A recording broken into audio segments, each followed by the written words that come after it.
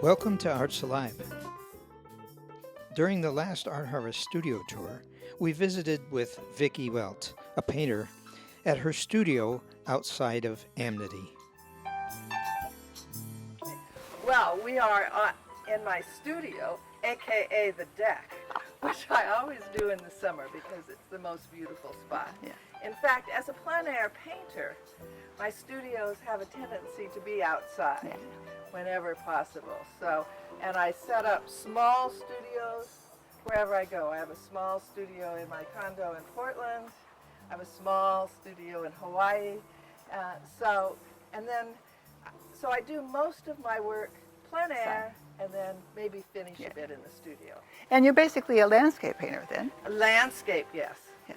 That's been my joy. You know, it's just so wonderful to get out. Like last week, I was up at the Sitka Center for Ecology, went down to the estuary, painted the estuary, then went around to Nescoin, and then the week before that, I was on the Metolius River, you know, so, and then earlier in the summer in Hawaii, and painting on the beaches and over on the North Shore. I mean, it's wonderful.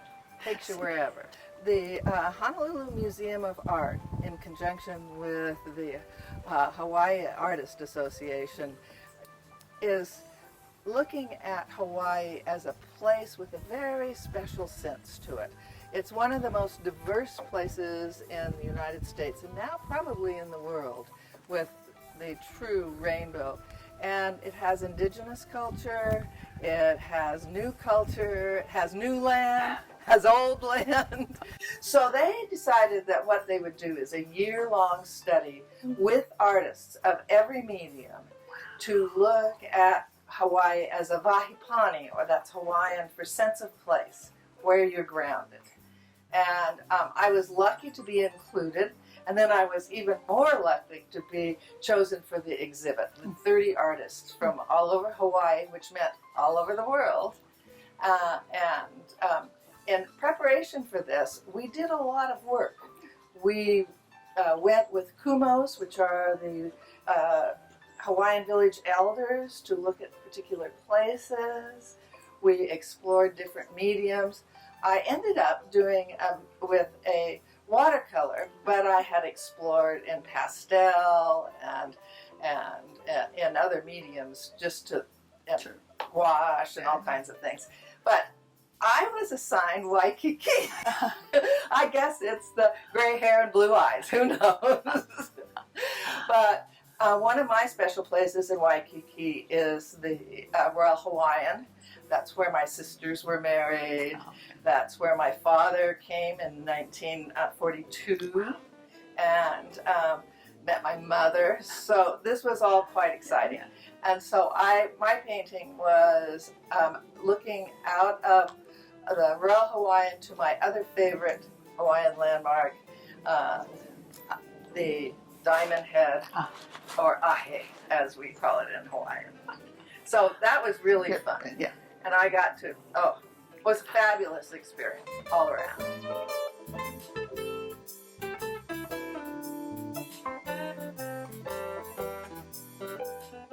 So I was very, very lucky. Last summer, I went to 3 wonderful places.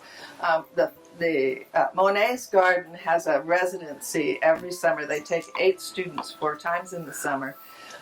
And you are allowed to go in the garden at 6 a.m. in the morning with the first gardeners, paint, photograph, which is another one of my passions, and till 8:30, and then you get to come back at 5:30 till dusk.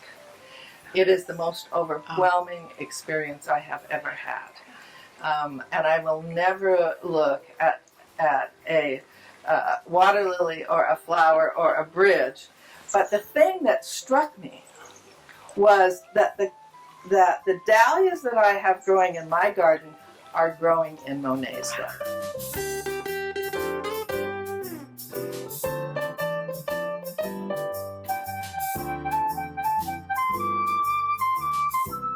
Acrylic, yes, and pastel, I love pastels because you get 3 for 1. I often do a watercolor underpainting, then a soft pastel overpainting, which is sort of, that's what started, and then a hard pastel for detail. Yeah. So I kind of consider it my 3-in-1 sort of thing.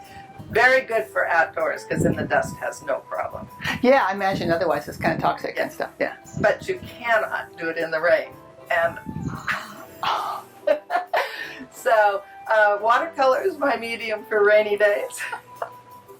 And acrylic is just plain fun. Now I'm experimenting with some interesting ones here, and those are some transparent acrylics from Chroma in Canada, in Vancouver. It's a small company that is making very exciting acrylics. So you have the fast drying, and yet you have that really lovely transparency. Nice. But you can't do the things you can with watercolor.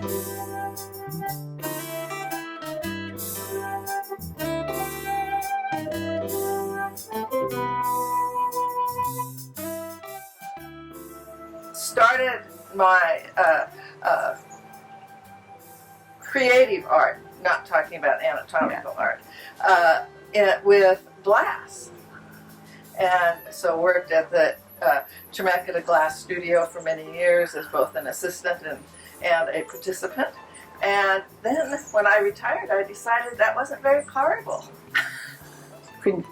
So first, because I have a real interest in scientific drawings, and that's what I did in my professional career, I went to botanical drawing. Studied both with people here and in England, and a wonderful woman, Janet Parker, who is now here from the Botanical Gardens in New York City. So that sort of fed into my wanting of color and the science.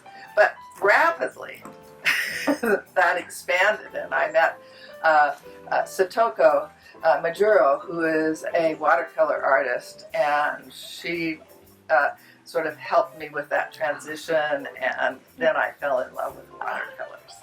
It's so fun. It's got I know, so many and things. you just go from there to there to there. So I still do jewelry making with the glass the beads and things that I made, but flat art has really been my focus now for a while.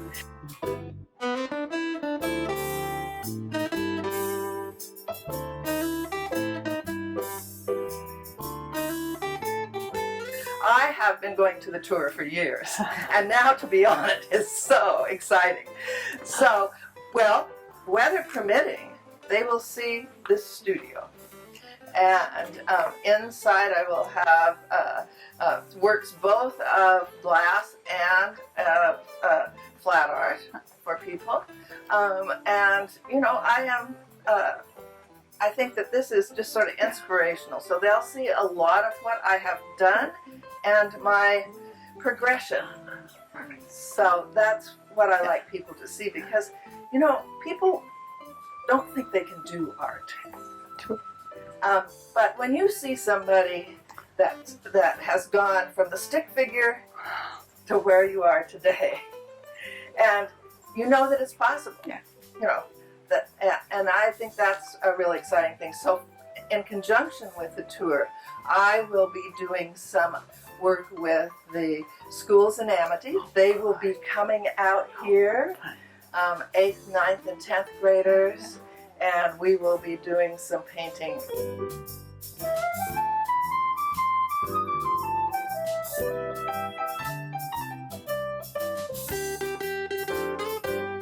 A feeling about the artist and where you do art, and that it doesn't have to be this fancy studio. It can be done anywhere. And I think that my plein air experience has really taught me you can set up and do art just about anywhere.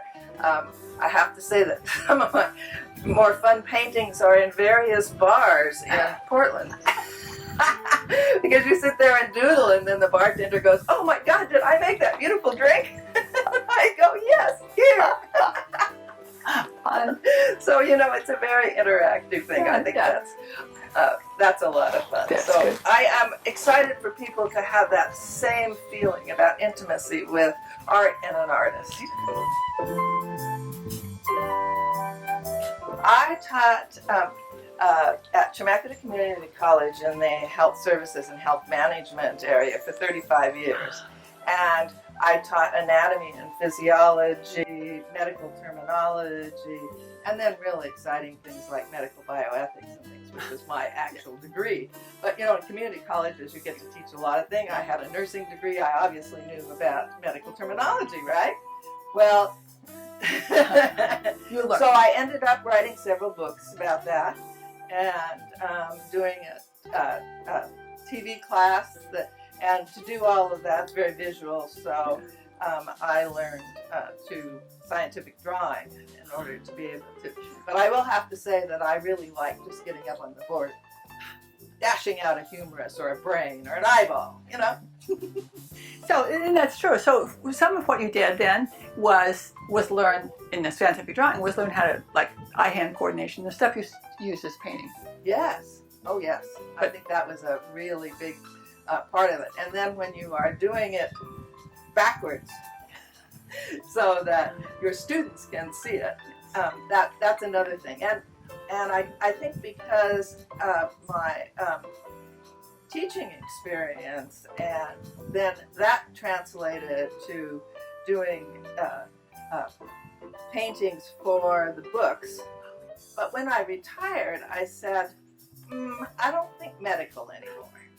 You just want to play. I just want to play. And I found that was, so I think landscape, impressionistic landscapes, a bit of, I love to come out here with the acrylics and just do some abstract because, you can do anything. You've got these pools of colors.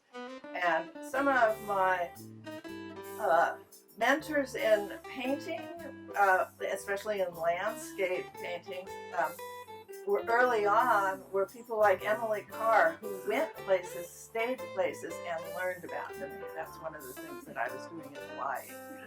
And I often end up with very colorful paintings. But I think that we've just seen so many. Now we're lucky because we have access to those women artists that we did not have. My great aunt was an artist in the La Jolla School in California in the 1920s. She did exclusively flowers. I think as far as I know, that part of the family has only done flowers. So the money was at those times? Yeah. For women, anyway? Yes, for women. That was it. And I think it was one of my real resistance to watercolor at the beginning was because I had this vision of 18th century women with their little thing like that. Yeah. And it wasn't until Satoko showed me that the scope of wet on wet and what you could do with it that I said, oh yeah, well, okay, I can do this. I finally learned, I spent a lot of time for several years chasing the sun. Finally realized that one of the things that you have to do is just do it where you are, when you are, and quickly. And then if you want to do something else, do another painting.